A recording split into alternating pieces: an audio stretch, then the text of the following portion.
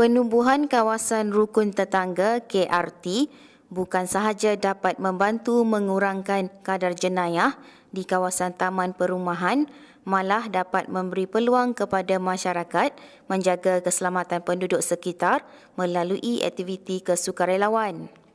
KRT yang ditubuhkan sejak tahun 2003 merupakan sebuah organisasi bukan kerajaan yang membantu pihak polis Diraja Malaysia PDRM bagi mengurangkan aktiviti jenayah yang berlaku di kawasan perumahan.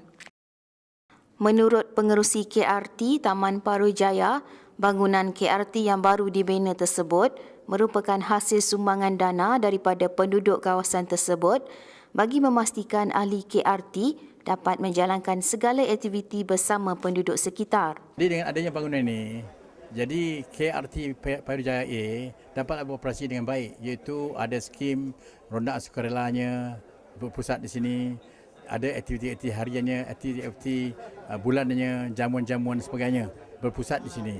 Jadi bangunan ini sebagai pusat aktiviti-aktiviti kemasyarakatan dan keselamatan, iaitu keselamatan rondaan sukarela yang ada berjual tiap-tiap malam.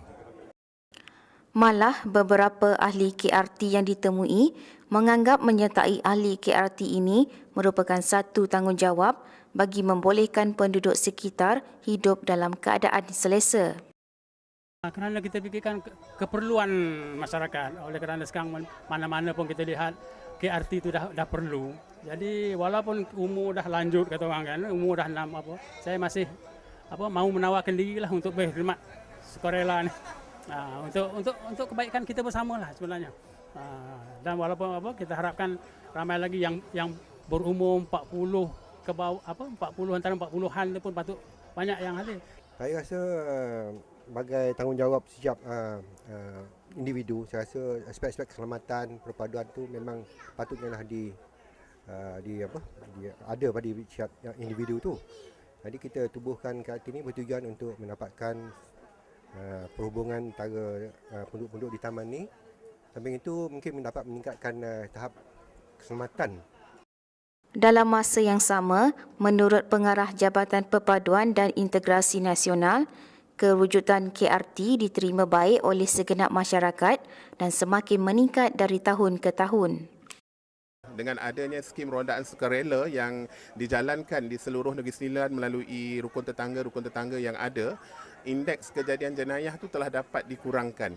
Telah dapat dikurangkan daripada kadar yang biasa, dan ada di setengah-setengah tempat itu saya difahamkan kalau sebelum ini ada kejadian pecah rumah, kejadian rompakan ataupun ada orang kata ragut dan sebagainya pun dapat dihindarkan, dapat dikurangkan dia punya kadar itu.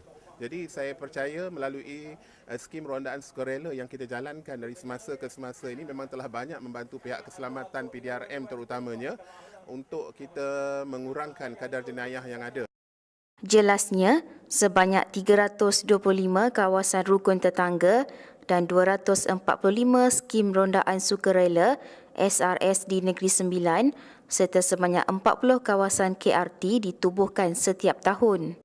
Sementara itu, Menteri Besar Negeri Sembilan, Datuk Seri Mohamad Hassan, mahu melihat penubuhan KRT ditubuhkan sebagai satu organisasi yang mengambil alih peranan Jawatankuasa Kemajuan Kampung JKKK dan menjadi penghubung antara rakyat dan kerajaan.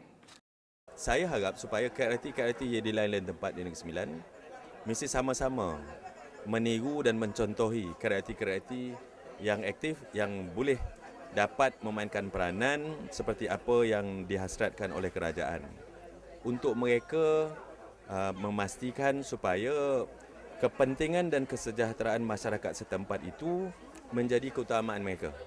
Apa saja masalah, mereka akan menjadi sebagai jambatan untuk rakyat, penduduk menyuarakan masalah ini kepada kerajaan, dan mereka jugalah yang akan menjadi sebagai komunikasi pusat komunikasi yang boleh memberi maklumat kerajaan kepada rakyat.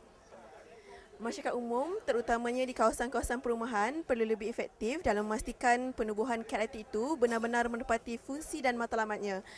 Malah, kerajaan negeri telah menyediakan kemudahan seperti di Pejabat Perkhidmatan Taman Paruh Jaya Seremban ini yang membolehkan ahli KRT mengawal selia keselamatan penduduk.